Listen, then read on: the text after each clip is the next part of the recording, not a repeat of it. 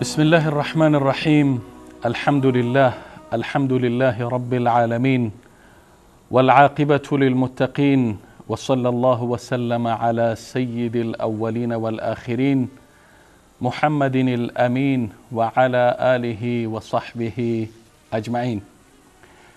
بیننده های عزیز و گرامی، خدمت یکایک شما عزیزان و بزرگواران عرض سلام و ادب دارم. امیدوارم که صحت و سلامت و شادکام بوده باشید. با برنامه دیگر از سری برنامه های بازسازی اندیشه خدمت شما مهربانان هستیم.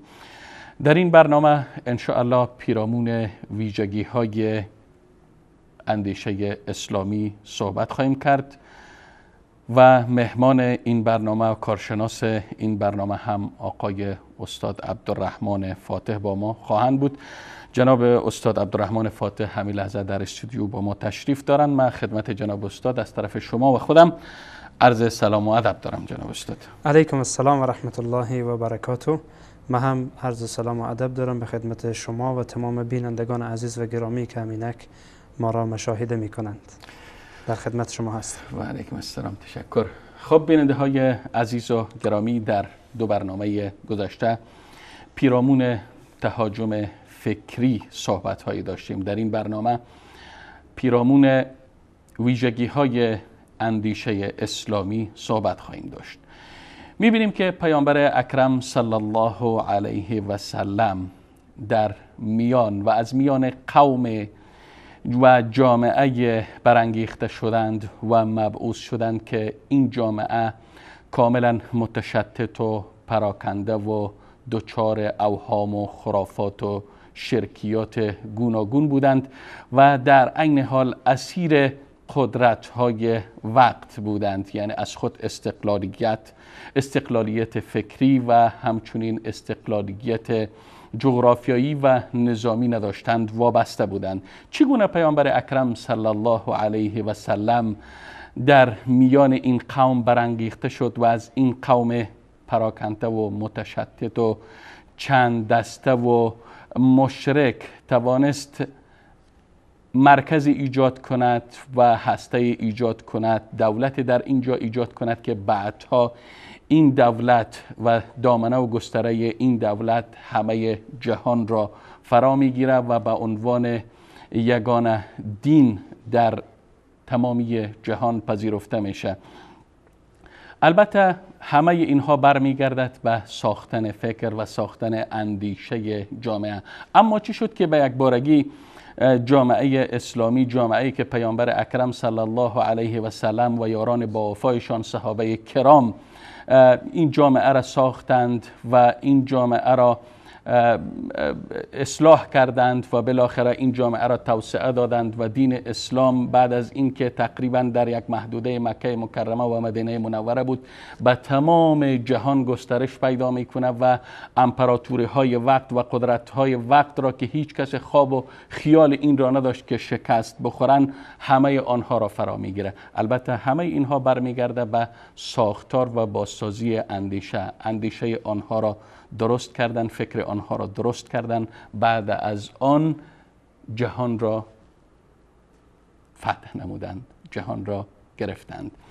در این برنامه به خاطر اینکه با فکر اسلامی، با اندیشه اسلامی بیشتر آشنا شویم میپردازیم به ویژگی های اندیشه اسلامی. جناب استاد گرامی، بحث را بهتر است از اینجا آغاز کنیم که ما البته به خاطر اینکه از اندیشه اسلامی، از فکر اسلامی یک تعریف داشته باشیم، میخوایم واقعا بدانیم که فکر اسلامی و اندیشه اسلامی چه مفهومی را ارائه میکنه.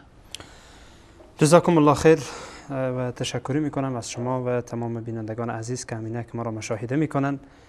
در مورد فکر اسلامی یا بگین اندیشه اسلامی تعریف های مختلف علما ارائه دادند. هر کس آمده یک تعریفی برای فکر اسلامی و برای اندیشه اسلامی در واقع تعریف کرده که به نظر بنده بهترین تعریف همان تعریفیه که میگه که فکر اسلامی عبارت از همان منهجیه، عبارت از همان روشیه که یک مسلمان به آن فکر میکنه و یا ای که برای یک مسلمان مناسبه که به او فکر بکنه. منهجی که یک مسلمان رو پی میگیره برای از ای که پیرامون همون منهج فکر بکنه، خارج از اون منهج به چیز دیگر فکر نکنه. یا فکر اسلامی عبارت از شیئیه یا عبارت از چیزیه که فرد باید بر اساس او فکر بکنه. برای این میگن فکر اسلامی، یا برای از این میگن که در واقع فکری که اسلام او را خواسته و قرآن عظیم الشأن و احادیث رسول الله علیه السلام هم از ما همین میخوان که ما فکر بکنین، ولی در کجا فکر بکنین؟ در اندیشه ما چگونه اندیشه‌ای باشه؟ آن گونه‌ای که اسلام خواسته، همان منهج ما پی بگیریم و همان روشی که قرآن و سنت برای ما تعیین کرده، همان روش و منهج را در اندیشه و در فکر خود، چون اگر ما قرار باشه که یک منهج درستی در فکر خود نداشته باشیم، فکر ما لجامش از دست ما میره.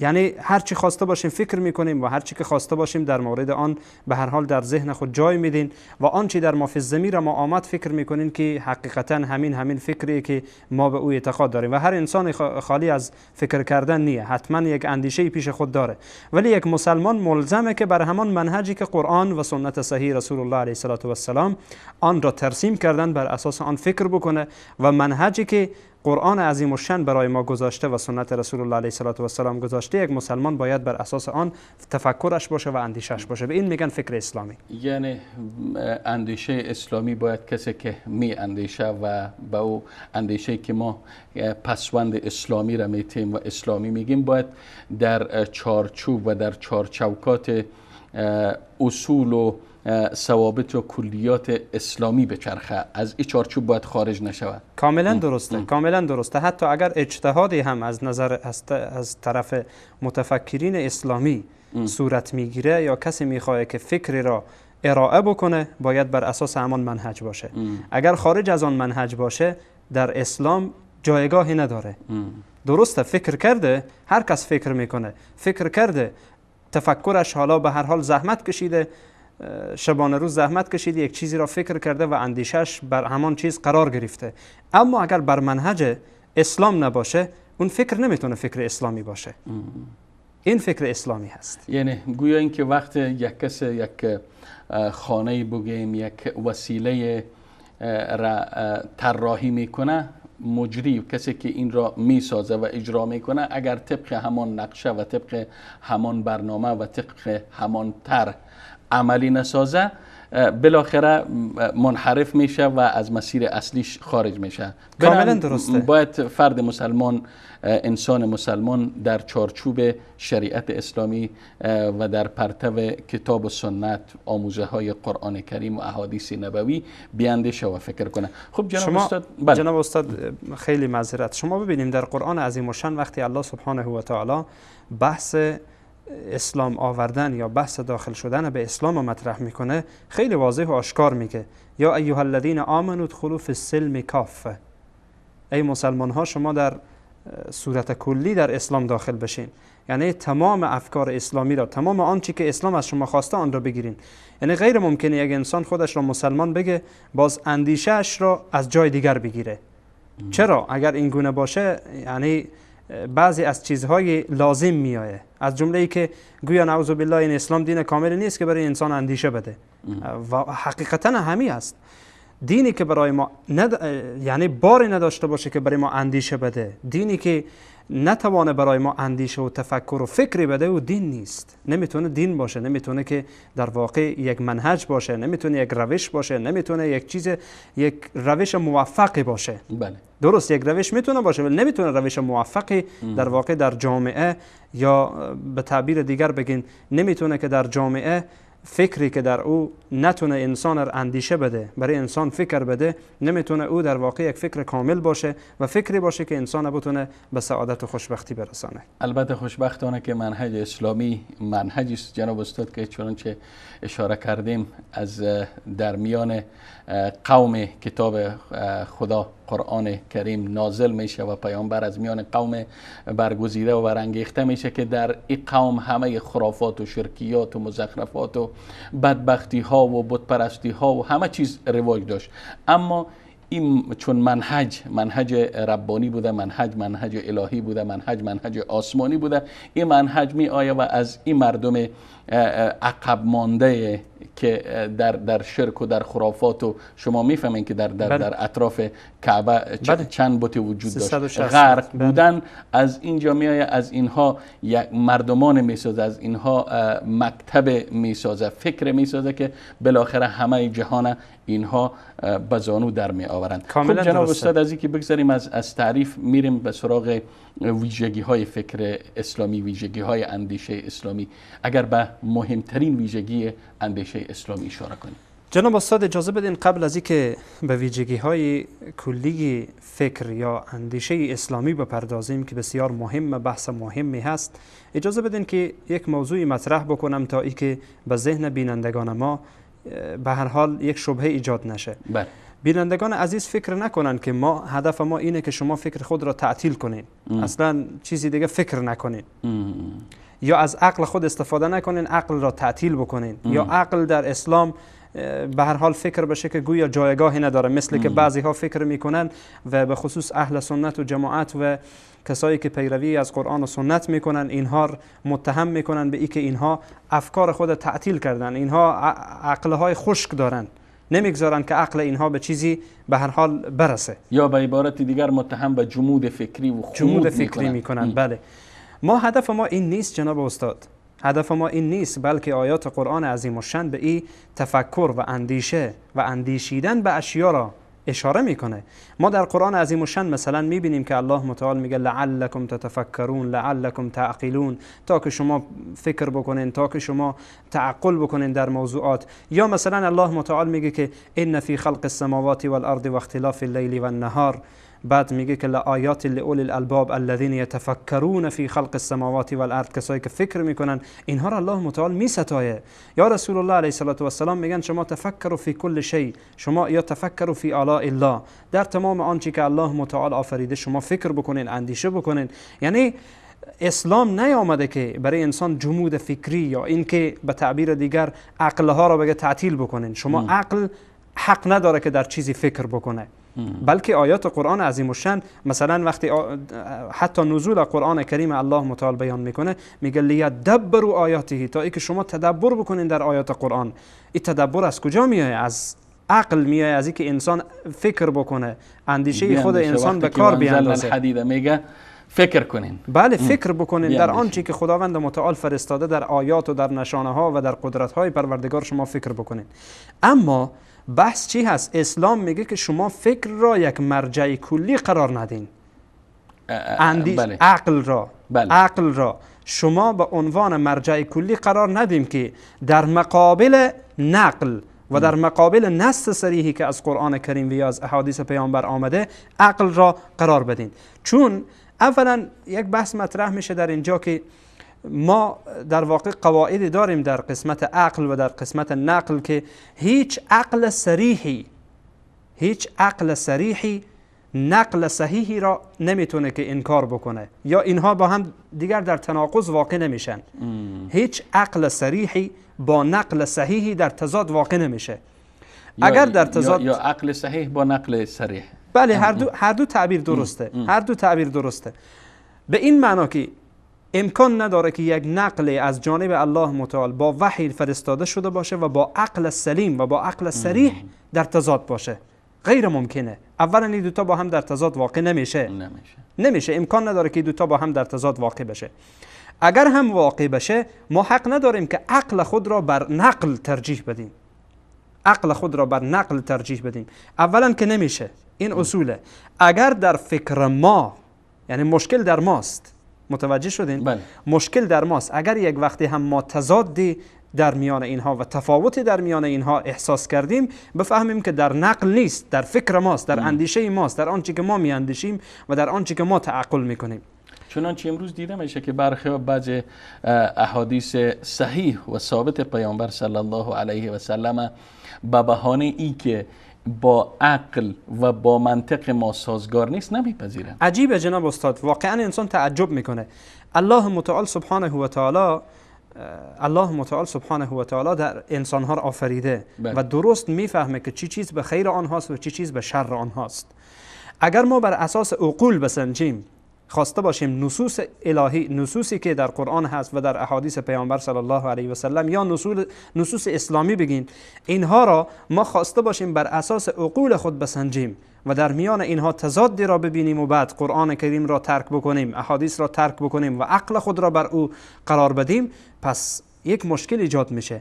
عقل ما این کار را میکنه ولی عقل دیگری نمیکنه. عقلها متفاوته، افکار متفاوته. اگر قرار باشه که عقلها را ما اصول قرار بدیم یا افکار را اصول قرار بدیم و بر علیه کتاب و بر علیه سنت پیامبر علیه السلام عقل خود را در مقابل اینها قرار بدیم و عقل را ترجیح بدهیم، عقل کی را میخوایم ترجیح بدیم؟ عقل من، عقل شما، عقل کی؟ هر کدام از من و شما یک فکر جداگانه داریم. پس کی برای ما تصمیم بگیره؟ بناهن وقتی که ما آیات قرآن کریم و احادیث پیامبر علیه السلام را میگین که نباید عقل بر اینها ترجیح پیدا بکنه، به خاطر چی؟ به خاطر اینکه اینها مسئولن. الله متعال به خیر و شر بندگان خود میدانه، همه چیز را آگاهه و رسول الله علیه السلام هم مفسر قرآن و سخنگوی الله هستند. اما ما عقل ما خب نمیتونه که کل چیز در واقع درک بکنه، کل اشیاء درک بکنه. حالا عقل ما درک کرده، عقل دیگری درک نمیکنه. شاید عقل ما مشکل داشته باشه، عقل دیگری باز متفاوته با عقل ماست. این مقدمه کوتاهی بود به خاطر اینکه یک زمان شخص فکر نکنه که منظور ما است که کاملا عقلها تعطیل بشه. نه، عقلها استفاده بشه، بلکه الله متعال در استفاده از عقول تأکید میکنه. اما هدف ما این است که ما حق نداریم که وقتی این چارچوب ها را میگذاریم به این واسطه که حق نداریم عقل خود را بر آنچه که از جانب خداوند آمده سبحانه و تعالی یا پیامبرش آن را تفسیر کرده آن را بر آن ترجیح بدین، عقل را بر آن ترجیح بدین. اما اگر کدام سوال نباشه بریم نه استاد، میریم روی ویژگی ها مستقیم. روی ویژگی های اسلام. بله. روی ویژگی های اندیشه اسلامی. اولا از ویژگی های اندیشه اسلامی ربانی بودنه که این هم تقریبا ارتباط مستحکمی داره به حرف گذشته ما که درباره عقل و نقل زدیم.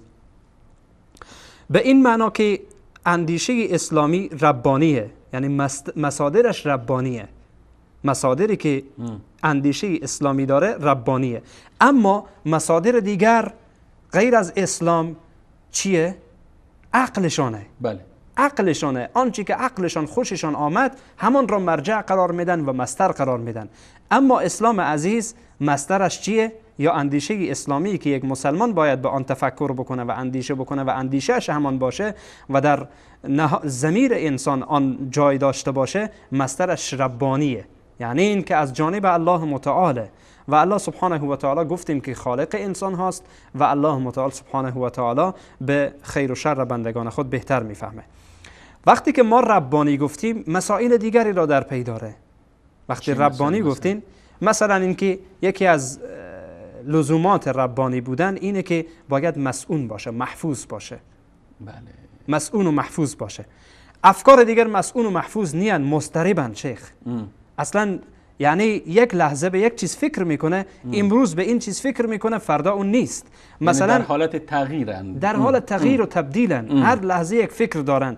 مثلا افرادی که اینها عقلگرا هستند و یا این که عقل در مقابل نقل ترجیح میدن، شما اگر در کتب اینها مراجعه بکنین، کتب عقلگراها، فرق مختلفی که هستند، گروه های مختلفی که ان شاء الله ما در برنامه‌های بعدی اگر خداوند متعال توفیق بده به شرح اینها خواهیم پرداخت، اینها را معرفی خواهیم کرد. بحث اینجاست که اینها را ببینین تناقض دارند، تناقضات در میان اینهاست، ولی اسلام چون اندیشه اسلامی چون منهجش یا مصدرش در واقع از جانب پروردگار متعال هست، مسئول محفوظه. یعنی به این شکل نیست که امروز یک مسلمان به یک چیز فکر بکنه باز فردا فکرش تغییر بکنه، غیر ممکنه، مسئوله. اما اینا جناب استاد فاتح استدلال میکنن که و استدلالشون هم شاید تا جای منطقی باشه. ما وقتی به مسئله، وقتی به موضوع، وقتی به حادثه جدید می اندیشیم، فکر میکنیم، بر اساس داده های عصرمون، داده های همون مرحله که هستیم، بر اساس از او فکر میکنیم. یعنی فکری که 100 سال پیش بود نباید او فکر و او اندیشه را و او مفکوره را حالا هم ما به تطبیق بگیریم. ما امروز نسل جدید هستیم، نیازهای جدید داریم و باید بر اساس و بر مبنای داده های عصر و مرحله کنونی خود بیاندیشیم. اینا میگن جناب استاد اگر شما متوجه شده باشیم ما در تعریف بسیار دقیق یک نکته را بیان کردیم، چند بار هم تکرار کردم که منهجه. وقتی ما منهج میگیم یا مصدر میگیم کتاب و سنته. کتاب و سنت برای ما نگفته شما اخلاق رو تعطیل بکنین، اصلا به هیچ چی فکر نکنین. برای ما اصل میده، اصول میده. بر اساس این اصول ما میتونیم فروعات دیگری را در آن جای بدین، بر اساس اجتهادات افرادی که تخصصی در او دارن. میتونن یک سری افکار، یک سری اجتهادات در فکر امروز داخل بکنن و اسلام جوابگو هست. اسلام به این گونه نیست که به هر حال 1400 سال پیش بود و تمام شد و دیگه نمیتونه جوابگو باشه، بلکه هر چی زمان بیشتر بشه اسلام جوابگو هست، چون اصول اسلام داده، قواعد داده. شما اجازه دارین که بر اساس این قواعد فکر بکنین، اگرچه در سال حالا 2015 شما در سال اصلا از 2000 هم خارج بشین به 3000 برسین، قواعد به پیش شما هست، فرق نمیکنه. شما قواعد داریم، اصول داریم. وقتی که اصول و پایه ها محکم بود، فروعاتی که بر این برابر میشه یا بر این بالای این اصول میایه اشکال وارد نمیکنه، به شرط اینکه با اصل خود یا با اصول خود و با قواعد خود و با بنیان خود کدام تضاد نداشته باشه. یعنی شما میخوایم بگین استاد که در اصول و در ثوابت ما حق اعمال عقل و اندیشه را نداریم، اما میتونیم البته در اصول و ثوابت و اهداف، اما در عرصه وسایل و فروع ما میتونیم فکر کنیم، ما میتونیم بیاندیشیم، ما میتونیم مرونت داشته باشیم، ما میتونیم انعطاف پذیری داشته باشیم. بله کاملا درسته، به شرط اینکه این انعطاف پذیری ما و این به هر حال فکری که میکنیم بر اساس اصل باشه. خب گفتیم بر اساس اصل باشه، یعنی که در اصل حق نداریم، در اصول و ثوابت و اهداف حق نداریم که تصرف بکنیم. حق نداریم که اونجا اجتهاد بکنیم، بیاندیشیم. اما در فروع و در وسایلی که به کار میگیریم ما حق داریم که فکر کنیم و بیاندیشیم و نوآوری و ابداع داشته باشیم. کاملا درسته، به شرط اینکه افرادی که این به هر حال این فکر را باز میدن برای مسلمان ها یا این اندیشه را میدن اهلیت داشته باشن، اهلیت داشته باشن تا با اصول تصادم نداشته باشه. یعنی چگونه اهلیت داشته باشه؟ میشه شما کم تفسیر بکنین؟ بسیار خوب. افرادی باشن که بتونن درست مثلا اصول و ثوابتی که در اندیشه اسلامی هست اینها رو درست درک بکنن، بتونن اینها را تحلیل بکنن. اهل تحلیل و اهل در واقع درک این اصول باشن. به این شکل نباشه که اصلا امروز مثلا ما افرادی میبینین هستن که اصل نفهمیده میخواد فرو بده برای این اصل نفهمیده میخواد برای اصل فرو بده. خب بدون شک این انسان به خطا میره، چون از اصل خبر نداره، مخالف اصل میه شروع میکنه به حرف زدن و حتی در مواردی اصل را زیر سوال میبره، اصول و بنیان و قواعد زیر سوال میبره، از بین میبره اصلا. یعنی حالا جناب استاد اگر بخوایم بیشتر توضیح بدیم، یک ادیبی، یک هنرمند میتونه که نوآوری داشته باشه، ابداع داشته باشه در اندیشه اسلامی، یا نه اینکه هدف شما از اهلیت این است که باید فرد میتونه که بیاندیشه، فرد میتونه نوآوری داشته باشه که او لااقل در عرصه معلومات قرآنی و سنت نبوی و فقهی و تفسیر و این مباحث وارد باشه، اصول درک بکنه، اصول بفهمه، بعدش بیایه یک فراورده جدید فکری ارائه بکنه. در قسمت ادیب و در قسمت بعضی افراد دیگر مثل یک طبیب، ادیب، اینها میتونن افکاری داشته باشن در همان روش خود، در راستای تخصص خود که شریعت هم با اونها مشکلی نداره.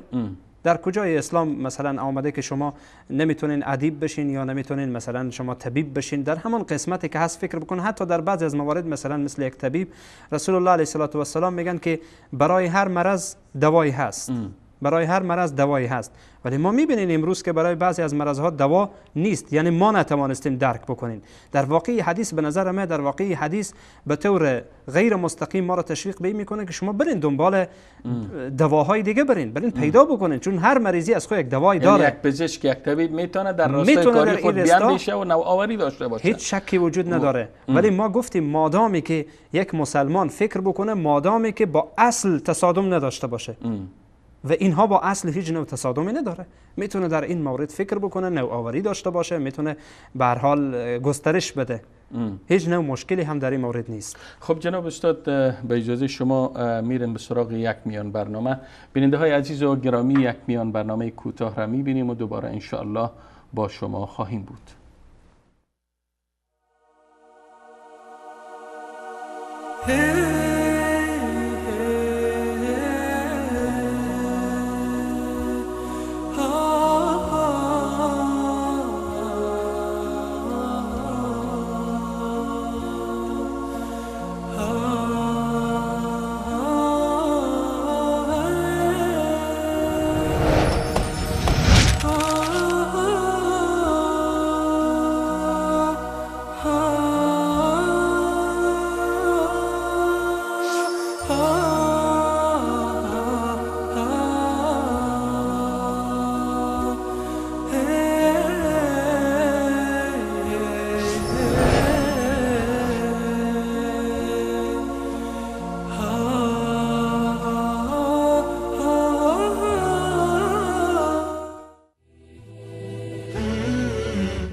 الحكمة ضالة المؤمن وبنو الإسلام بها أولى، حيث تجدها فعليك بها عنها أبدا لا تتخلى.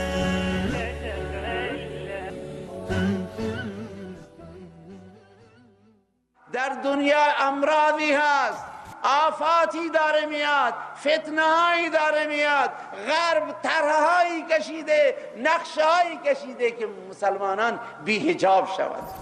قرآن در یک آیه عجیب هوشیار میاد و یرید الذین، برحذر باشید، بدانید، مؤدب باشید، هشدار میداد و یرید الذین یتبعون شهوات ان تمیلوا میلا عظیما. جوانان مسلمان برحذر باشید، دختران مسلمانان مواظب باشید. یرید الذین یتبعون شهوات، شهوت پرستان طرحی دارند، اراده ای دارند، آنها تصمیم گرفتند ان تمیلوا میلا عظیما. نمیخواند کمی منحرف شوید، میخواند زیاد منحرف شوید. به می خاطر فیلم های مبتذل پخش میکنن، تهاجم فرهنگی صورت میگیرد، کتاب هایی نوشته میشه، فیلم هایی پخش میشه، تبلیغاتی میشود.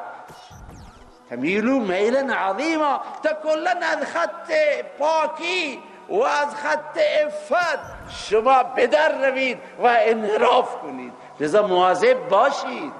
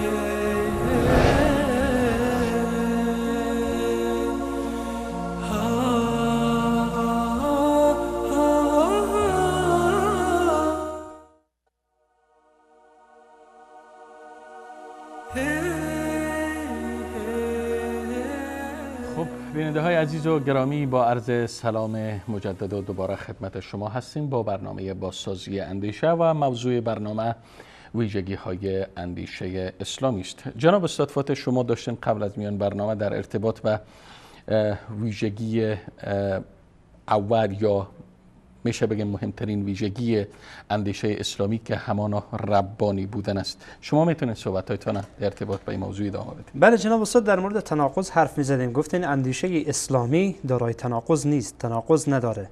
این یکی از خصوصیات و ویژگی‌های مهم اندیشه اسلامی است. اما شما در دیگه اندیشه ببینین، چون گفتیم اساس ربانی بودن نیست، هر لحظه به یک جهت میره.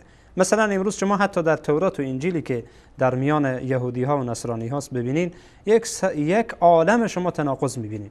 اگرچه آنها هم کوشش کردن از جهتی که در فکر و اندیشه اسلامی نوعی تناقض پیدا بکنن، اما به صورت مطلق میشه گفت که تناقض از عقول آنهاست. تناقض از آنچه که در اندیشه اسلامی است نیست. و الا خیلی آزاد علمای اسلامی در هر عصری به هر زبانی با آنها چالش دادن که یک تناقضی بیاین شما از اسلام یا از اندیشه اسلامی پیدا کنین، و حاشا و کلا که اونها بتونن یک تناقضی هم در اسلام پیدا بکنن، الا اینکه عقول آنها تناقض داره. چون دین آنها تناقض داره، عقول آنها تناقض داره، فکر میکنن که اسلام هم همان است. به هر حال این را به طور جناب استاد شما گفتین که تناقض نیست، اما اگر در بساحه فکری که امروز در جهان اسلام حکم فرماست ما بنگریم، افراد زیادی را میبینیم که به نام اندیشمند یا مفکر اسلامی لقب گرفتند و مسلمان هستند، همشان مسلمان هستند، اما میبینیم که تناقض فکری وجود داره. برعکس این چی تعبیر میکنین؟ مثلا اگر بیایم به طور مثال میبینیم یک اندیشمند اسلامی انتخابات دموکراسی را تایید میکنه و طرف دیگر او را رد میکنه. این خودش یک نوع تناقض نیست به فکر شما؟ جناب استاد، ما از فکر اسلامی صحبت میکنیم، از متفکرین اسلامی حرف نمیزنیم. خب یعنی میان اینها جناب استاد، بله، میان اینها باید تفاوت قائل شد. یک فکر اسلامی است که در این تناقض وجود نداره، یا اندیشه اسلامی است که در این تناقض وجود نداره، چون مصدر ربانی، مصدر قرآن و سنت که اینها مسئوله. بعد از آن ما میایم متفکرین یا هر کس میای برای خود برداشت میکنه. یعنی این شما بحث برداشت ها دوچار لغزش شدن، دوچار سوء برداشت شدن که هر کس میای به هر حال کوشش میکنه که فکر خود را به هر حال برسانه برای دیگران، یا ای که فکر خود را قوت بده با دلایل و با ادله‌ای که داره. اما اگر ما همان افرادی که به حرفهای مختلف و اندیشه های مختلفی که در میانشان هست، اگر اینها را در کنار هم جمع بکنین و در واقع برداشت درستی که از اندیشه اسلامی را مطرح بکنیم در میان آنها و بر اساس منهجی که اسلام تعیین کرده اینها را در کنار هم بگذارین، فکر نمی کنم که تناقضی باشه.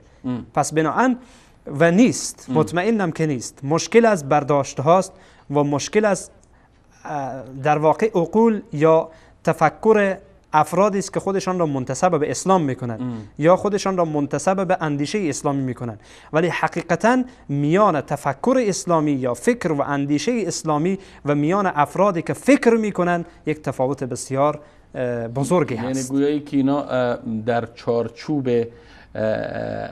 فکری اندیشه‌ای که اسلام تعیین کرده که در همه چارچوب و در همه دایره و در همه محدوده شما فکر بکنین، اینا پار از اون فراتر گذاشتن. احیانا در بعضی از موارد بعضی افرادی که افکار مختلفی دارن یا اندیشه های مختلفی دارن و خودشان را متفکرین اسلامی مینامند، متاسفانه همین حالت هست. یعنی پارا از چگونه میشه تفکیک قائل شد؟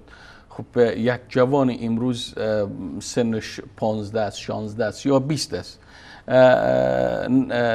داده های فکری، تولیدات فکری چندین اندیشمند اسلامی را میخوانه، اما یک تناقض میبینه، یک مغایرت میبینه میان این افکار. چطور میشه آدم تفکیک کنه که این فکر، این اندیشه در چارچوب که اسلام تعیین کرده در او چارچوب قرار داره و این اندیشه خارج از او چارچوب قرار داره یا دوچار لغزش، دوچار اشتباه شده؟ چطور میتونه یک جوان درک بکنه و بفهمه؟ خیلی آسانه جناب استاد. وقتی که ما منهج را معرفی کردیم، مصادر را معرفی کردیم و گفتیم که پا از این مصادر نباید خارج بشه و افرادی هم که در این مورد در واقع حالا فکر میکنن یا در این موارد میخواهند که اجتهاد بکنن باید دارای در واقع همان اهلیت را داشته باشند، دارای اهلیت باشند.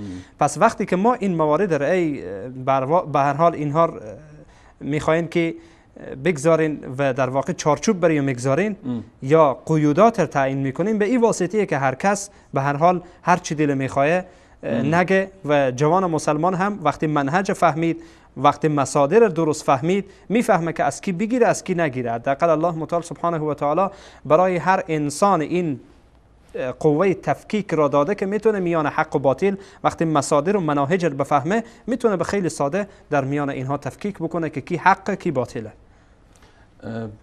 نمیفهم استاد، اما یک کسی که در مثلا فکر کنیم در کشور غربی وجود داره، در میان جامعه غربی تربیت شده، معلومات دینیش، معلوماتش از قرآن و سنت و اقوال ائمه بزرگوار مذاهب اربعه بگیم و همچنین مذاهب عقدی و مذاهب حدیثی و تفسیری و اینا بگیم، آگاهی نداره، ایچ طور میتونه که تفکیک بکنه. نه جناب استاد، خیلی بزرگ نکنین موضوع که حالا مذاهب و اینها به هم خلط بشه و یک جوان، یعنی خیلی واضحه همین فکری که شما میگین متاسفانه در میان جوانها هست که ما در میان این همه مذاهب، مذهب فلانی و مذهب فلانی و مذهب فکری فلان و مذهب حدیثی فلان، خیلی آسانه. سوالشان استاد بجز جناب استاد مشکل در چیه؟ مشکل در اینه که ما درست نفهمیدیم که منهج ما چیست. وقتی ما چطور میشه منهج شناخت؟ مثلا رسول الله علیه السلام وقتی در اخیر عمر خود رسول الله علیه السلام یا همیشه میفرمودن از کلام رسول الله علیه السلام هست که شما بعد از ما به کتاب و سنت چنگ بزنین اگر میخواین گمراه نشین. ما این جوانهایی که همچون حرفهای میزنن اونها رو تشویق میکنین به علم و دانش. وقتی که شما قبل از اینکه یک کتاب بخوانین که در او اندیشه های مختلف باشه، قبلا برین آنچه که اندیشه شماست اون را محکم بکنین، برین چیز یاد بگیرین از دین خود، برین از قرآن چیز یاد بگیرین، از سنت رسول الله علیه السلام چیز یاد بگیرین که مربوط به مسائل روزمره شما یا مربوط به مسائل فکری هست. و به خصوص افرادی که در قسمت فکری و در قسمت اندیشه داخل میشن، بر اونها خود لازمه، بر اونها فرضه که قبلا اندیشه اسلامی را بدانند تا اینکه داخل بشن در اندیشه های دیگر تا باعث گمراهی آنها نشه.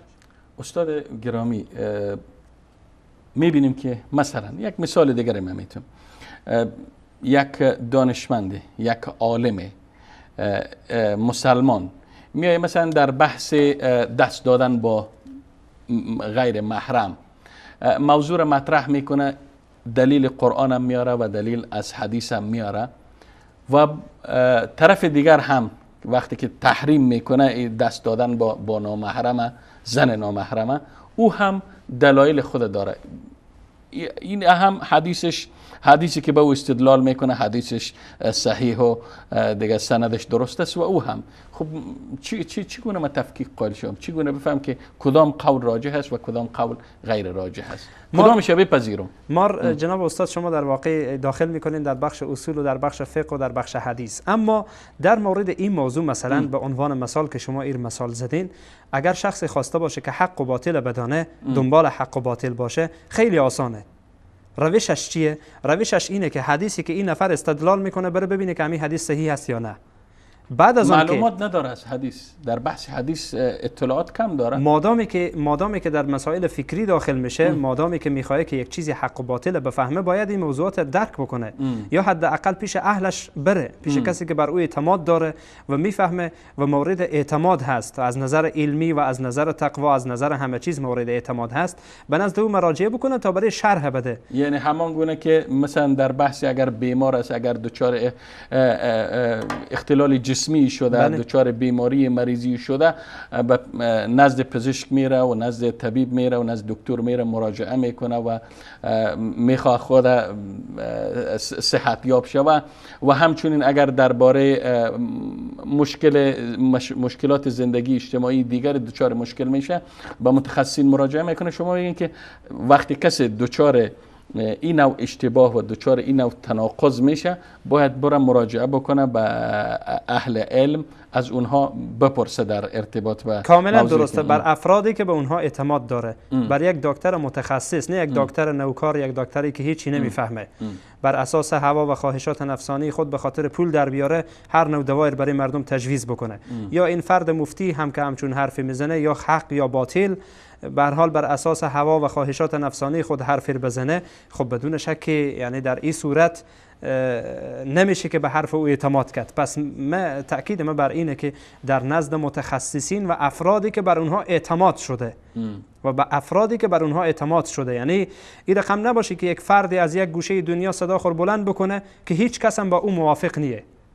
مثلا از قسمت مسائل فقهی یا مسائل دینی مثلا وقتی مطرح کردین، موضوعی که شما مطرح کردین، یک فردی از یک گوشه دنیا بیا یک موضوعی بگه که همه کلا مخالفه، خیلی واضح شفافه و قرآن کریم را الله متعال به عنوان کتاب فرستاده، واضح و شفاف، و رسول الله صلی الله علیه و سلم هم این قرآن را تشریح کردن، برای ما دین را تشریح کردن. صحابه از پیامبر گرفتن، تابعین از صحابه گرفتن، تبع تابعین از تابعین گرفتن، به همین ترتیب تا به امروز برای علمای اسلامی رسیده و اینها کاملا واضح و شفافه، خیلی هم با سند، با دقت تمام، کل همه چیز کاملا واضحه. یعنی کسی که دنبال حق و دنبال دلیل باشه، کم خود زحمت بده، به حق میرسه و به حق پی میبره. کاملا درسته. اما نیاز است که کم خود کاملا زحمت بده، مطالعه بکنه. مثل بعضی از مردم نباشه جناب استاد، وقتی میخوان یک فکر و اندیشه ای را بگیرن، ما خیلی برخورد کردم با همچون مردمی، یک سوال میپرسه از یک عالم،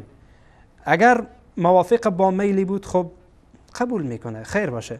اگر موافق میلش نبود، پیش 200 نفر از علما میره تا یکی برای بگه که نه موافق با میل جواب بده. همین که موافق با میل جواب داده، همه رو میگیره، میگه دیگران نمیفهمن، همین میفهمه. چرا؟ چون موافق با میل جواب داده. میگه اختلاف امت رحمت است.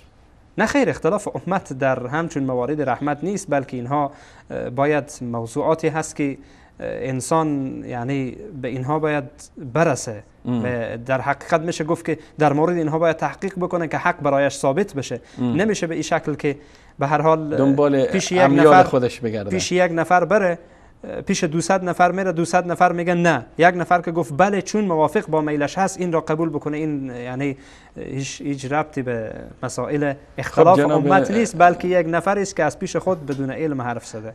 تشکر استاد گرامی. میریم به سراغ استاد محمد باقر سجودی از طریق تلفن با ما هستن. استاد سجودی، اگر صدای مرا میشنین، ما در آغاز خدمت شما عرض سلام و ادب دارم. بله و علیکم السلام و رحمت الله و برکاته. سلام خدمت شما و جناب استاد فاتح و همه بینندگان عزیز شبکه وصال حق. علیکم السلام و رحمت الله. تشکر استاد گرامی. استاد سجودی، ما داشتیم جناب استاد در هنوز هم فکر کنم در ارتباط به مهمترین ویژگی، یکی از مهمترین ویژگی های اندیشه اسلامی که ربانی بودن است صحبت داشتیم. به نظر شما استاد گرامی مهمترین ویژگی اندیشه اسلامی، فکر اسلامی چیست؟ بله، عرض کنم به حضورتون که برای شناخت هر چیزی جناب استاد عزیز باید آدم ضدشو ببینه. یعنی بله، مثال اگه بخوام سفید رو بشناسیم، خب باید سیاه هم بشناسیم تا بدونیم سفید یعنی چه. بله. ببینید وقتی ما قوانین الهی رو با قوانین بشری بیایم مقایسه کنیم، اون وقت خیلی راحت میتونیم بفهمیم که مهمترین ویژگی قوانین الهی به اصطلاح کامل بودنشه، چون که از علم کامل منشأ گرفتن از نظر ما و بله. خود قوانین گاهی ثابت میکنه به وجود الله، یعنی بودن از قوانین جالب الهی ثابت میکنه که الهی هست، یعنی یک راه رسیدن و الله این است که ما دستورات الله رو میبینیم که کامله. مثال برای شما میگم، بله. در انگلستان پادشاهی هست به نام ملکه الیزابت دوم، دیگه مشهورش هست، چند سال از داره پادشاهی میکنه. به هر حال درسته که ایشون به اصطلاح سلطنت میکنه و وزیرا حکم میدن، اما به هر حال در دوره این اتفاق افتاده که این اتفاق خیلی جالبه. آقایی بوده به نام آلن تورینگ، من سایتشو اگر به دوستان شما داده بودم که برای پخش کنه. آلن تورینگ این آدمی بود، یک دانشمند بوده. خوب نگاه کنید تا ببینید که قانون بشری چطور میتونه اشتباه کنه. حالا این اشتباه رو در جهتی کرده که الان کرده به نظر ما، ولی خودشون قبول کردن که اشتباه کردن. آیا سایت آوردین در روی صفحه؟ بله سایت هست جناب استاد گرامی، سایت هست، بفرمایید. این آقای آلن تورینگ یک دانشمنده. بله. یک دانشمندی بوده که نمیدونم خیلی خدمت کرده و متفقین، همونطور که در سایت هم میتونید ببینید هست، از پایه‌گذاران علوم کامپیوتر بوده. یکی از معروف‌ترین دستاوردهای علمی او ابداع ماشین تورینگ است که این آخر می‌خواسته به توسعه علوم کامپیوتری و هوش مصنوعی خیلی کار شده. این روز خیلی از کارهایی که ما می‌دونیم از تحقیقات ایشون، خیلی هاش البته بعضی از در مورد کامپیوتر. خب و کمک زیاد هم متفقین کرده، اما این یک بدشانسی آورده. بدشانسی چیه؟ در ورزش هم خیلی موفق بوده.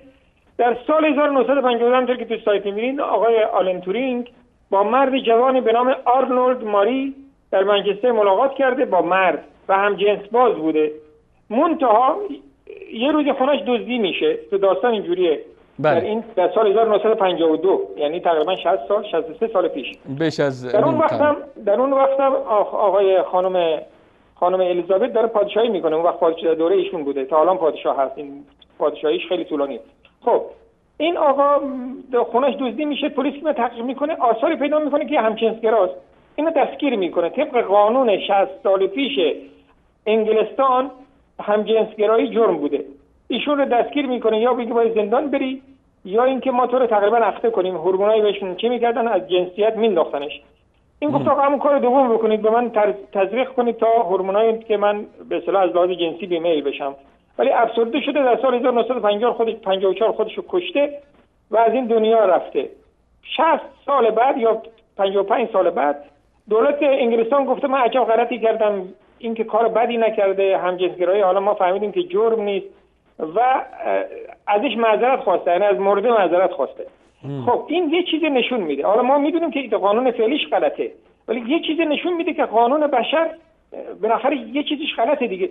یعنی خود بشر اعتراف میکنه در پادشاهی یک نفر که هنوز الیزابت سر کاره یکی رو گرفته کشته، ولی حالا میگه من اشتباه کردم، قانون من غلط بوده. ما چنین چیزی رو در اسلام نداریم. ثابت میکنیم همیشه در قانون ما بهترینه.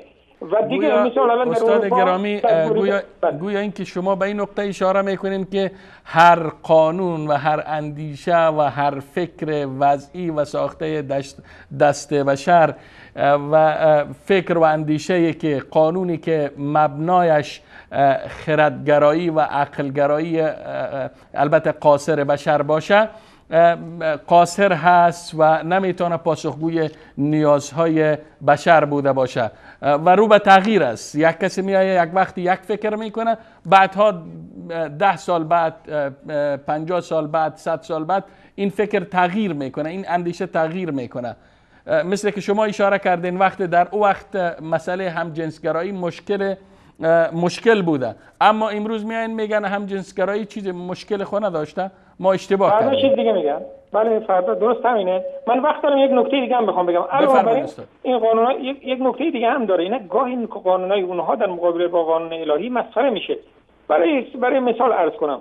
چند وقت پیش تو خود ایران یک دختر خانم 10 ساله به نام لیلا در کرمانشاه رفته کوه برای اینکه گل بچینه. 3 نفر دختر 10 ساله بوده رفته در کوهستان گل بچینه، از خونش دور شده. 3 تا جوان شرور این رو گرفتن، بهش تجاوز کردن، باز این رو کشتن.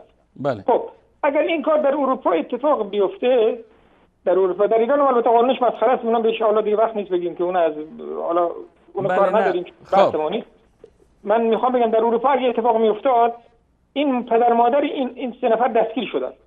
پدر مادر این دختر باید که کار کنن، این 3 نفر رو در زندان براش کامپیوتر هم بدن، برای زندگی خوبم بدن، چون اعدام ممنوعه. یعنی در مقابل نفس کشتن نیست. در قانون الهی کشتن نفس در مقابل نفسه. بله. یعنی کسی رو کشته میشی. بله. اما در اروپا که این قانون اجرا نمیشه، گاهی ظالمانه میشه. یعنی پدر مادر همین دختری که دخترشون در 10 سالگی به این طرز فجیع کشته شده باید مالیات بدن تا قاتل تو زندان تا آخر عمر باشه، مثال اگه تا آخر عمر باشه. لذا ما اگر قانونا رو مقایسه کنیم میفهمیم که اندیشه فکر اسلامی موضوع برنامه شما کامله. هیچ چیز نمیتونه بیاره، نمیتونه بهتر از این بیاد. قانونی بهتر از این ما نمیتونیم بیاریم. اگر میتونم بیارم بیا مقایسه کنم.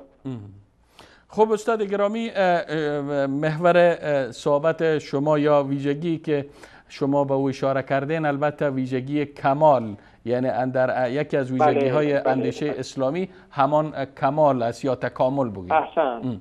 شما جمله رو عادت دارید در یک جمله خلاصه میکنید. بس سلامت باشید استاد گرامی. اگر اضافه گفتنی اضافه هم دارین در خدمت شما هستیم. نیست. برای شما آرزوی خوشبختی و برای بینندگان آرزوی سعادت دارم. الله سلامت باشین. تشکر استاد گرامی، استاد محمد باقر سجودی که باز هم دعوت ما را لبیک گفتین و در این برنامه هم شرکت کردین.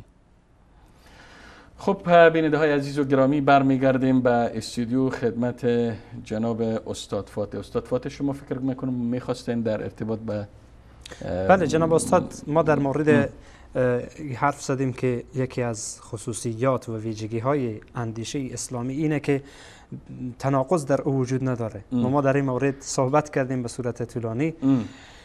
یکی دیگه از موارد اینه که اندیشه اسلامی چون ربانی هست از هوا و هوس دوره. حالا شما در میان افکار مختلفی که امروز در میان اندیشه های مختلفی که در جهان وجود داره ببینین، هوا و خواهشات نفسانی هر فکر و اندیشه در اون نهفته است. حتی افرادی که خودشان را به اسلام منتسب میکنن، منتسب به اسلام خودشان را کرده اند و به نام اندیشه های اسلامی معرفی میشن و از منهج اصلی و از مصادر اصلی پا فراتر گذاشتن، روی آوردن به هوا و هوس.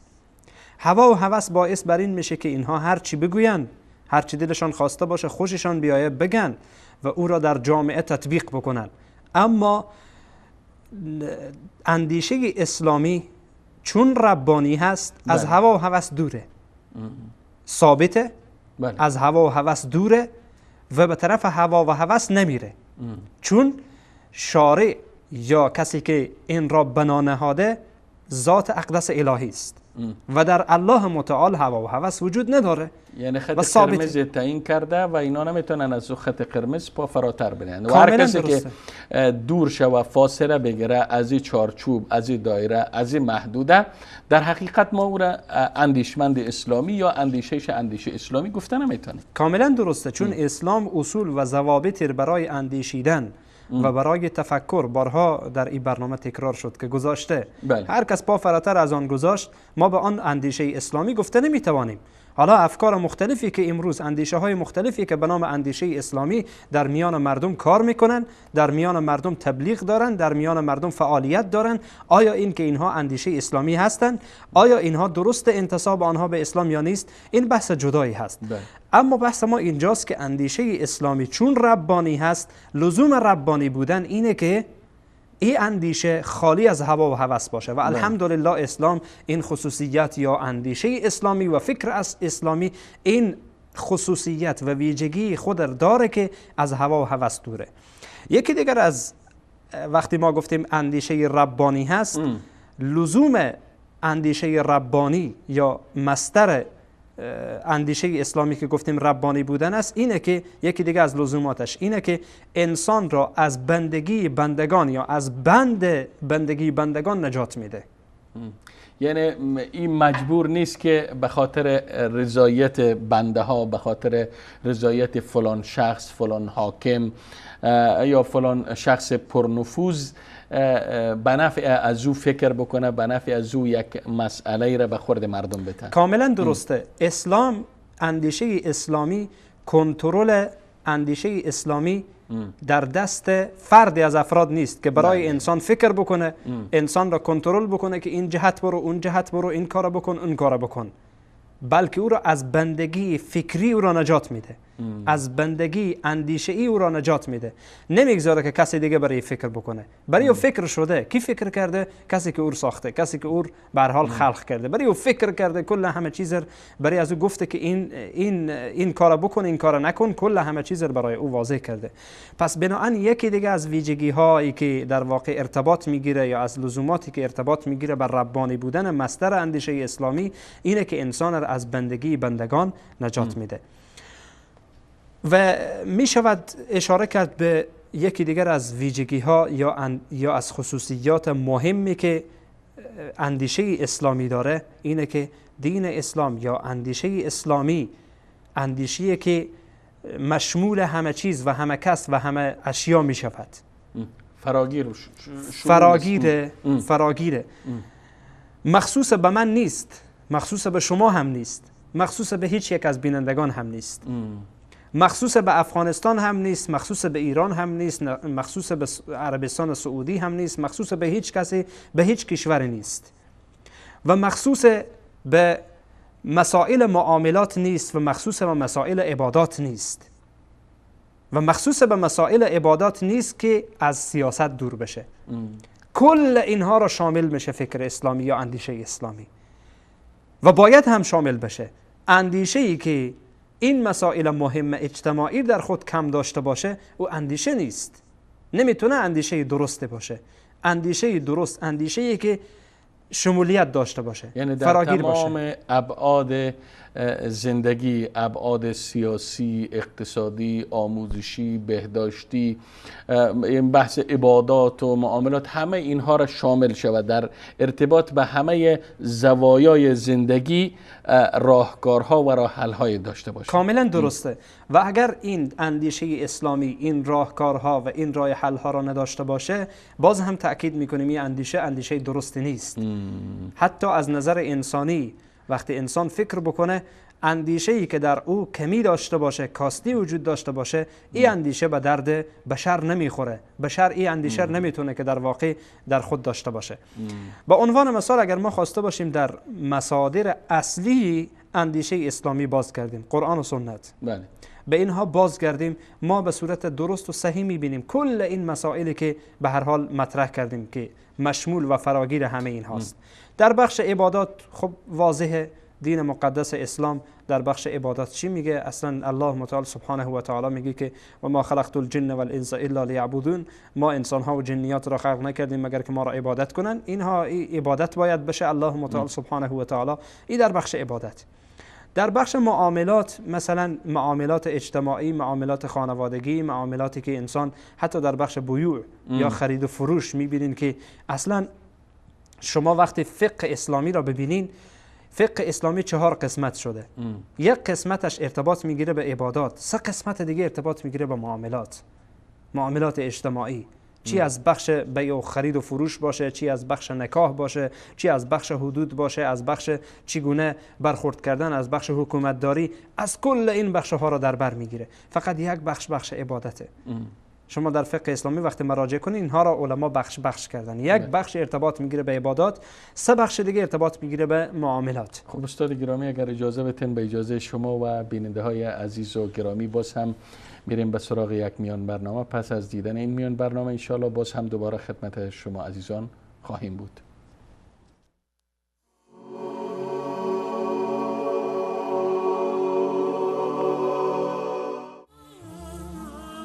قل إن خير الأنبياء محمد وأجل من يمشي على الكثبان وأجل صحب الرسل صحب محمد وكذاك أفضل صحبه العمران. قل إن خير الأنبياء محمد وأجل من يمشي على الكثبان وأجل صحب الرسل صحب محمد وكذاك أفضل صحبه العمران.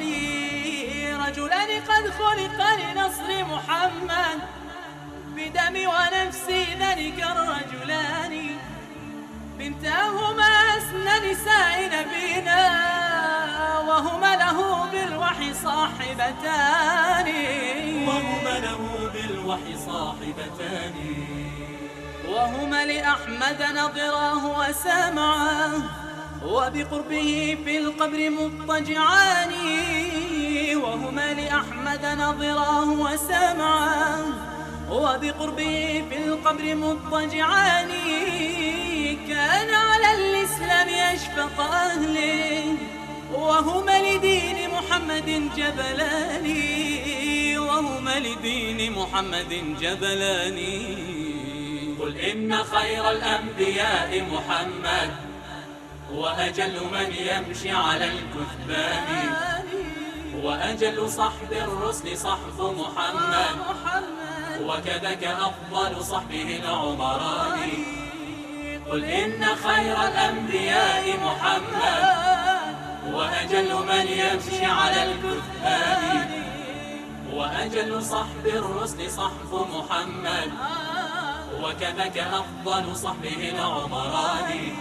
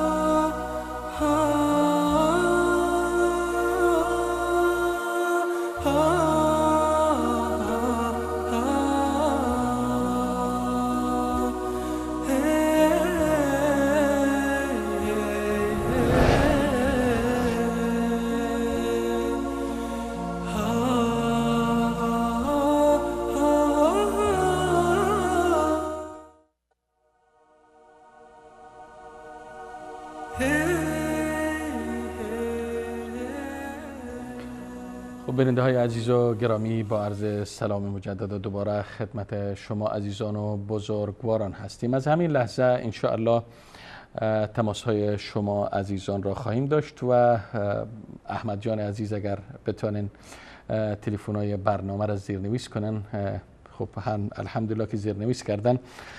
خب بیننده های عزیز و گرامی، شما میتونین در ارتباط به موضوع برنامه تلاش کنین که از موضوع برنامه خارج نشین. هر گفتنی که دارین در ارتباط به موضوع برنامه که البته بازسازی اندیشه و بالخصوص به ویژه در این برنامه ویژگی های اندیشه اسلامی است، اگر صحبتی دارین با سعی صدر انشاءالله از شما استقبال خواهیم کرد. اما اگر از خارج از موضوع برنامه صحبت‌هایی داشتین ما معذرت می‌خوایم دوستان گرامی. خب جناب استاد فاتح، شما داشتین در ارتباط به ویژگی دیگر اندیشه اسلامی که همانو شمول است صحبت می‌کردین. ما میان برنامه رفتیم، وعده نمودیم که بعد از میان برنامه شما صحبتتون تکمیل کنیم. بله، جزاکم الله خیر که بر عهد خود وفا کردین. بفرمایید استاد. به هر حال جناب استاد در این مورد صحبت کردیم که اسلام دینی شامل همه تمام زندگی انسان ها، تمام زندگی بشر، آنچه که مرتبط میشه به زندگی بشر. بله. ما در قسمت معاملات صحبت کردیم، در قسمت عبادات صحبت کردیم، مثلا در قسمت اخلاقیات همچنین. اسلام دینی نیست که در قسمت اخلاقیات سخن نگفته باشه، بلکه در قسمت اخلاقیات هم که جزئی از معاملات هست، به هر حال حرفهایی داره اسلام برای گفتن. اندیشه اسلامی برای انسان اخلاق درست یاد میده. رسول الله علیه السلام میگن که من انما بعثت لاتمم مکارم الاخلاق، من فرستاده شدم تا اخلاق درست بکنم، تمام بکنم، کامل بکنم. مکارم اخلاق رسول الله علیه السلام درست کردن. و نیز الله متعال در مورد رسول الله علیه السلام در مقام وصف میگه که و انک لعلی خلق عظیم، ای پیامبر ما تو را با خلق نیکو آفریدیم. در مقام وصف از پیامبر خود وصف میکنه. یا الله متعال سبحانه و تعالی در جای دیگه میگه برای پیامبر علیه السلام میگه که فبما رحمت من الله لنت لهم ولو كنت فظا غلیظ القلب انفضوا من حولك. میگه پیامبر ای از رحمت الله هست که تو را الله متعال نرم آفریده، تو را با اخلاق آفریده، تو را نسبت به مردم نرم کرده. و الا اگر تو نرم نمی بودی همه مردم از دور پیش تو فرار میکردن، همه از پیش تو میرفتن. و این در قسمت اخلاقیاتی که اسلام توجه میکنه که اخلاق انسان درست باشه، اخلاق انسان نیکو باشه، یا انسان به رذائل اخلاقی روی نیاره، مثل زنا و مثل لواط و مثل چشم چرانی و امثال اینها، به اینها روی نیاره، بلکه اسلام اندیشه درست در برای انسان ها در واقع تعلیم میده و برای بشریت تعلیم میده تا ای که این انسان بتونه درست اخلاقیات را مراعات بکنه. یا مثلا ما غیر از اخلاقیات وقتی خواسته باشیم به مسائل دیگه اشاره بکنین، اسلام حتی در قسمت عمران، در قسمت بازسازی، در قسمت حتی بنای زمین، الله سبحانه و تعالی اشاره کرده به این مورد که بندگان، الله متعال میگه که هو الذی انشأکم، الله متعال سبحانه و تعالی شما را آفریده. و بعد در ادامه میگه که در سوره مبارکه هود آیه 61 الله متعال میگه که شما را الله متعال آفریده تا ای که شما زمین را آباد بکنین. شما زمین را آباد بکنین، برای آبادی زمین، برای آبادانی زمین شما تلاش بکنین. یعنی در هر قسمتی که ما خواسته باشیم جناب استاد قدم بگذارین، در اونجا اندیشه اسلامی حرفی برای گفتن داره. خب استاد اگر اجازه بدین ما صحبت بیننده‌های عزیز و گرامی را بگیریم. بفرمایید بیننده عزیز. السلام علیکم. بسم الله الرحمن الرحیم. الحمد لله والصلاة والسلام علی رسول الله. خدا معرفی نکردین برادر گرامی. بسیار میبخشین خدا معرفی کردین اما من متوجه نشدم. بفرمایید. ابو عمر هستم از هرات. بفرمایید ابو عمر عزیز از هرات خدمت شما هستیم. خواهش میکنم، تشکر از جناب استاد فاتح عزیز و شما استاد ثقل و استاد سجودی و تمام بیننده های محترم. برنامه سوم است. بسیار خوشحال هستم که در این برنامه بازم سهم گرفتم و ببینین جناب استاد بسیار موضوعات جالب و ریشه‌ای را شما بحث کردین و مطرح کردین. من خواستم از این نکته شروع کنم که انسان عموما وادار است که به فکر، یعنی وادار است، مجبور است که فکر کنه، یعنی نمیتونه انسان در کل در حالت خلسه زندگی بکنه. و بیشترین دعوت انسان در حوزه‌ای که خود الله جل جلاله از انسان میخواد که در حوزه شرکت بکنه همین حوزه فکر است که وقتی که شما بیشتر استاد گفتن لعلکم تعقلون، لعلکم تدبرون، افلا تفکرون، افلا تدبرون، بیشترین همین تعقل و تدبری که دعوت شده اسلام مسلمان ها به او انسان ها، این هم در محوریت و تمرکز این تعقل و تدبر در حوزه توحید است. شما ببینین بیشترین انحراف انسان و بیشترین بی‌عقلی و بی‌فکری انسان در همین حوزه توحید باز هم نقطه مخالفش. قوی‌ترین شیاطین، قوی‌ترین برنامه‌های استعمارگرها و منحرف کننده‌های عقلی و فکری در همین حوزه است که انسان‌ها را از خداپرستی دور بکنه. شما ببینید برنامه‌های حضرت ابراهیم علیه السلام که شب و روز تمام داشته‌ها و برداشته‌های اینها در طول شب و روز همین توحید بوده. یعنی به نوعی انسان‌ها را می‌خواسته زندگی این صلاتی و نسکی و محیای و مماتی لله رب العالمین، برای خداوند بزرگ، برای خداوند نسوک ما، صلات ما، زندگی ما، مرگ ما برای الله است. پس بنابراین ما به یک نتیجه بسیار جالب میرسیم، است که اگر ما قرار باشه اولویت بندی بکنیم تعقل و تفکر و اندیشه اسلامی را، او معقول و پذیرفتنی است که در حوزه فکر توحید باشه. به خاطر که بیشترین برنامه‌هایی که فعلا ما و شما داریم اگر خالی از توحید تمام برنامه‌های اسلامی، احکام، فقه اینا وجود داشته باشن، ما تمام برنامه‌های ما بی‌نتیجه. یک مثال ساده میزنم. حضرت ابوبکر صدیق رضی الله عنه قبل از اینکه مسلمان شوند، حضرت محمد صلی الله علیه و سلم به بعثت مبعوث بشن، از بس که فطرت سلیم و پاک داشتن، به محض که حضرت رسول صلی الله علیه و سلم مبعوث شدن اولین کس بود که ایمان آوردن به اونها. این نشان دهنده یک فکری که تماما متوجه اطراف خود بود، در حس میکرد. تمام کسایی که دخترایی که زنده به گور میشد میفهمید که اینا واقعا بیگناه زنده به گور میشن، میفهمید با فطرت خود که با همون فکر سالمه که داشت، میفهمید که این لات و عزا به دروغ پرستیده میشه. یک گفته حضرت، یک مقوله داره حضرت امام ابو حنیفه رحمه الله، میگه بسیار جالب است، میگه البعرة الاثر يدل على المسير والبعرة تدل على البعير فالسماء ذات الابراج والارض ذات الفجاج وبحار ذات الامواج الا تدل على السميع البصير. ببینید واقعا دعوت به تفکر عجیب است. یعنی انسان‌ها تشکر میکنم، خدا کنه وقت. تشکر استاد ابو عمر عزیز، تشکر. به نقطه خیلی جالب اشاره کردین. واقعا وقتی که قرآن، وقتی که سنت، وقتی که به حدیث پیامبر صلی الله علیه و سلم می‌نگریم و قرآن ما را تشویق به تفکر و تدبر و تعقل میکنه، این تفکر و تدبر در محوریت توحید و یکتاپرستی میچرخه. ما شاهد هستیم که پیامبر اکرم صلی الله علیه و سلم بیش از 13 سال عمر عزیزشان وقت در مکه سپری کردن، همه در عرصه جایگزین کردن توحید و پایدار کردن توحید در دلهای مردم بود. تشکر استاد ابو عمر عزیز از شما. خواهش میکنم. یک نکته دیگه هم هست، اگر بفرمایید، اگر خیلی کوتاه. 20 سال دیگه با ما وقت خیلی کوتاه بفرمایید. خواهش میکنم. ببینید یک بررسی اگر تمام رسانه های دنیا را ما داشته باشیم، بیشترین رسانه های دنیا در حول و محور دو چیز میچرخه. بله. یکی شهوت است و یکی اقتصاد شهوانی است. که همین خاطر هست که اونها در این عرصه کاملا شکست خوردن در مواجهه با مسلمان ها. اگر ما بیاین زندگی از اونها را بررسی بکنیم، تماما از این دو چیز خالی نیست، یا شهوت است یا اقتصاد شهوانی است. و این تمرکز و انرژی بسیار کم نیاز داره که به دو مورد انسان بپردازه. اما انسانی که بخواه از این دو مورد به موارد بیشتر بپردازه، انرژی بیشتر کار داره. مثلا یک مسلمان بخواه به نماز صبح بلند شود، واقعا باید برنامه داشته باشه. همسایش از دستش آزار نبینه، باید برنامه داشته باشه.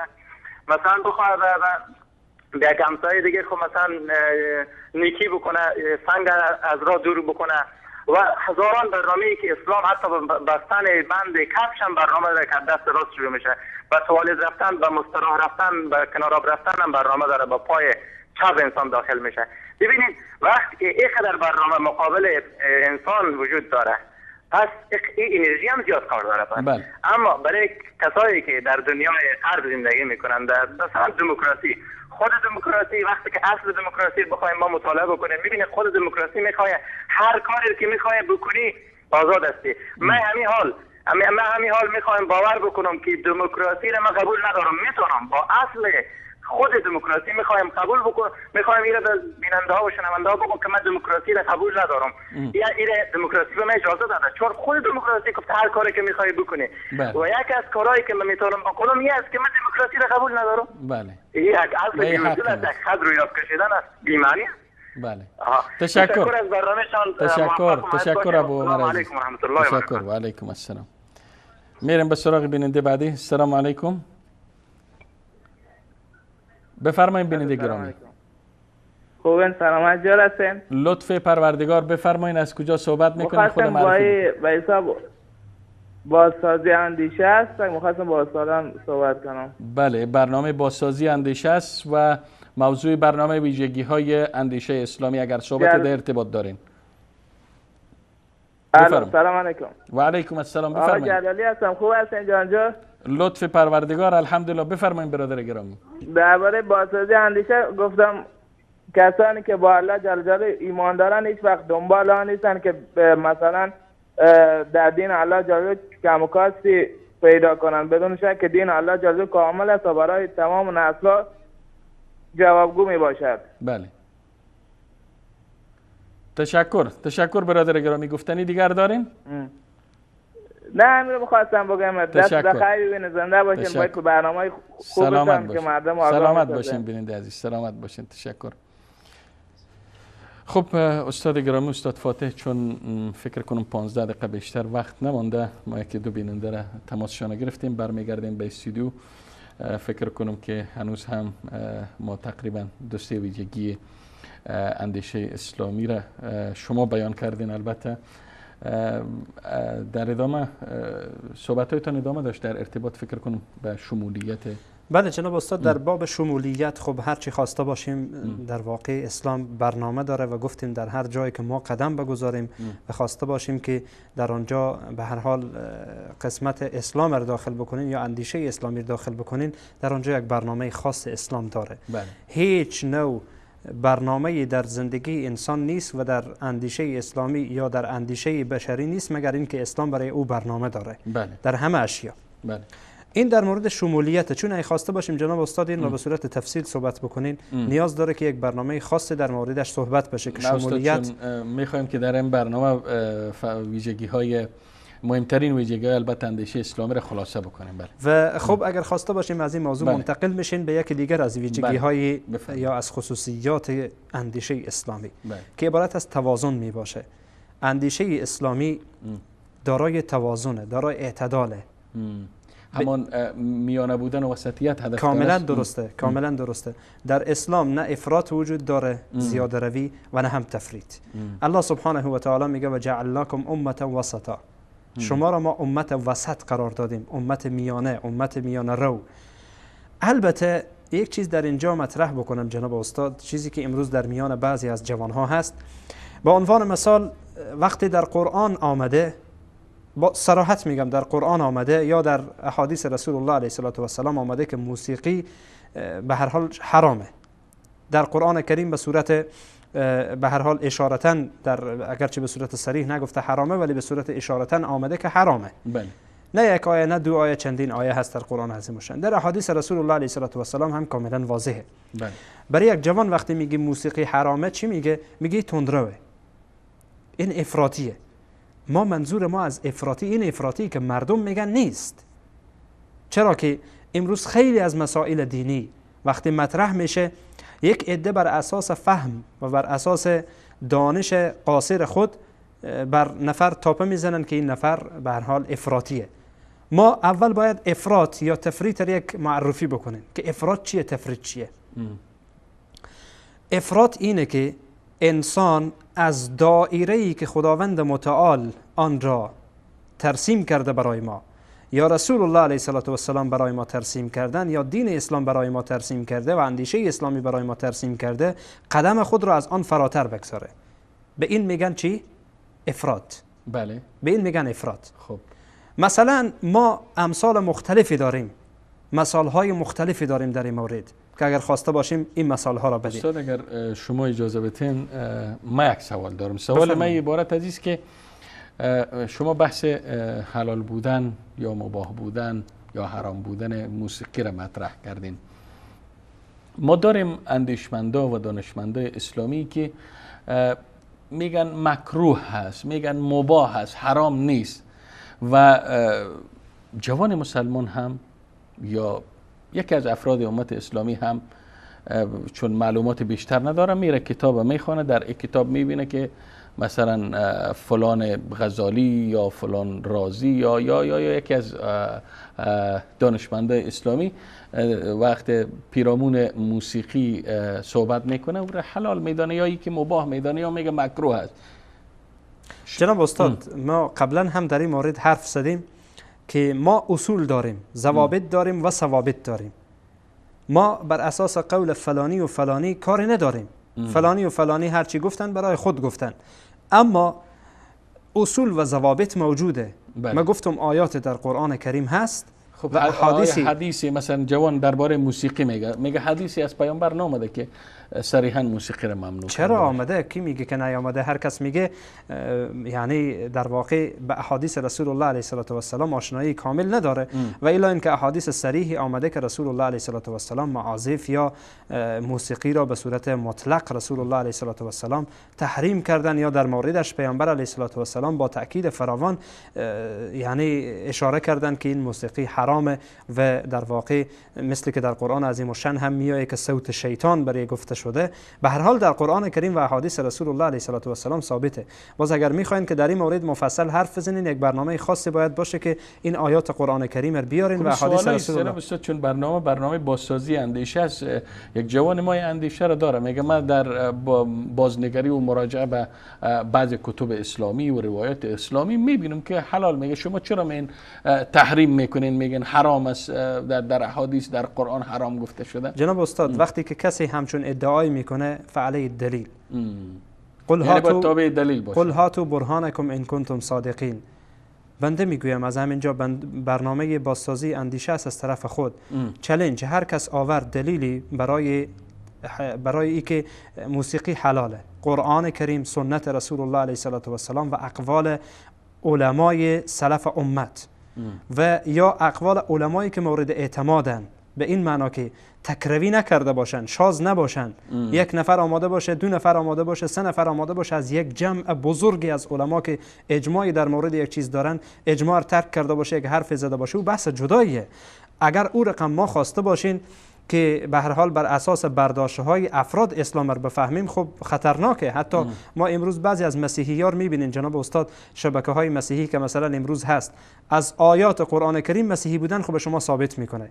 خب اگر قرار باشه هر جوان به هر جهتی بره بگه خلاص من پس میرم مسیحی میشم چون قرآن گفته مسیحی بشیم، در حالی که اشتباه برداشت و اشتباه از آیه قرآن، آیه قرآن درست نفهمیده. هر کس نمیتونه یعنی قرآن، مفهوم قرآن، تأویل قرآن درک بکنه مگر کسی که اهلیت داشته باشه. جناب اهلیت استاد هم شما اشاره کردین که مثلا آشنایی با قرآن داشته باشه، آشنایی درست، آشنایی با حدیث داشته باشه، آشنایی با تفسیر داشته باشه، آشنایی با عقیده اسلامی داشته باشه، درست است؟ آشنایی مخصوصا با زبان عربی داشته باشه. بله، تا این مسائل رو بفهمه. بله. تا این مسائل رو بفهمه و درک بکنه. و قرآن کریم از یک جهت دیگه اگه ببینیم قرآن کریم واضحه، چون اینا تعویل و توجیه میکنن آیات قرآن نیاز به این داره که پس ما به یک فهم درستری برسیم که همان فهم رسول الله علیه السلام. خب بحث ما این بود جناب استاد، چون حاشیه روی نشه، بحث ما این بود که افراط چیزیه که از آن دایره‌ای که الله متعال یا از دایره‌ای که اندیشه اسلامی آن را برای ما ترسیم کرده کسی پا فراتر بگذاره، به این میگن افراط. بله. ولی اگر در چارچوب اسلام انسان در انجام اعمالی که اسلام گفته یا در ترک اعمالی که اسلام گفته اونها را ترک بکن، انسان در واقع خودش را مشغول بکنه، به این افراط نمیگن. افراط به چیزی میگن که انسان پا فراتر از آن بگذاره، به این میگن افراط.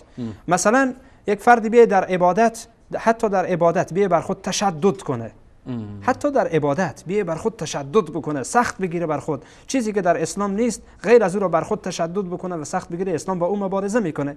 مثلا ما داریم در حدیث که 3 نفر آمدن در خانه رسول الله علیه السلام، در از ازواج مطهرات پرسان کردند که رسول الله علیه السلام چی رقم عبادت میکنن. یکی گفت که رسول الله علیه السلام رقم عبادت میکنن، کلا توضیح دادن. این 3 نفر با هم دیگر گفتن که اگر این گونه هست خب اونها خب گناه ایشان بخشیده شده، الله متعال گفته ما گناه پیامبر بخشیدیم. یکی گفت از این به بعد من دیگه اصلا با زنها نزدیک نمیشم، ازدواج نمیکنم، از ازدواج دوری کرد، از زنها دوری کرد. بله. از زنها دوری کرد. یکی دیگه گفت من دیگه اصلا همیشه را روزه میگیرم. یکی گفت همه شب ما بیدار مینشینم، بیدار عبادت میکنم. رسول الله علیه السلام آمدن، ازواج مطهرات گفتن یا رسول الله 3 نفر امیر قوم آمدن همچون چیزا گفتن. رسول الله علیه السلام گفتن، یعنی پیامبر علیه السلام عصبانی شدن نسبت به این تصمیم این 3 نفر، چون اینها تشدد کردن، پا فراتر گذاشتن، خارج کردن. رسول الله علیه السلام گفتن من بشری هستم، میخورم، با زنها به هر حال همخوابی میکنم، با زنهای خود همخوابی میکنم و یک روزه هم میگیرم، میخورم هم، میخوابم، عبادت هم میکنم. این میگن اعتدال.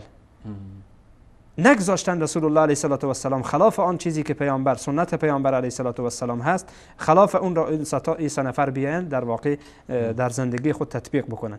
به این میگن افراد. یعنی تفرید چیه؟ در ابتدای اسلام پیامبر صلی الله علیه و از زیاده روی و از غلو منع کردن.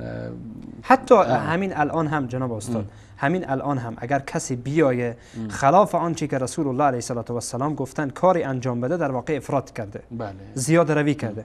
به همین واسطه ما برخورد میکنیم باز با کلمه به نام بدعت. بله. بدعت در دین که رسول الله علیه السلام میفرمایند ایاکم و محدثات الامور، شما از چیزهای نوپیدای در دین خودتان را دور بکنین، بپرهیزین از اینها. حتی اگر این که عبادت باشه، شخصی بیای بر خود سخت بگیره و او کار را انجام بده، در حالی که در سنت رسول الله علیه السلام نیست، در فکر و اندیشه اسلامی وجود نداره، به این میگن افراط. تفرید چیه؟ تفرید اینه که انسان در حق آنچه که در شریعت آمده کوتاهی بکنه، به این میگن تفرید. پس اسلام در میان هر دوی این هاست، نه افراط وجود داره و نه تفرید وجود داره. پس یکی از ویژگی های اندیشه اسلامی همان وسطیت، کاملا درسته بودن یا توازن یا اعتدال که شما اصلا همین اندیشه اسلامی خودش متوازن هست، معتدله. بله. باز نیاز به کسی نداره که بیای بگه که من حالا مثلا ما میبینیم امروز در میان کشورهای اسلامی و غیر اسلامی مسلمان ها رو به 2 دسته تقسیم کردن، به 2 کاتگوری در واقع تقسیم کردن. یک قسمت میگن اینها مسلمان های تندرو افراطی، یک قسمت دیگه مسلمان های میانه رو. یعنی چی؟ یعنی مسلمان هایی که میخوان از خود دفاع بکنن، حرفی برای گفتن دارن، اینها شدن تندرو. مسلمان هایی که خوابیده اند، مسلمان هایی که از هیچی خبر ندارند، تابع پیرو اونها شدن مسلمان میانه رو. ما در اسلام میانه رو و تند رو نداریم. فکر اسلامی و اندیشه اسلامی اصلا معتدله. هر کس بر اندیشه اسلامی تمسک جست، او انسان معتدله. او انسان نمیتونیم بگین تند رو، الا اینکه بگین فکر اسلامی تندروی داره و یا افراط داره، که این غیر ممکنه.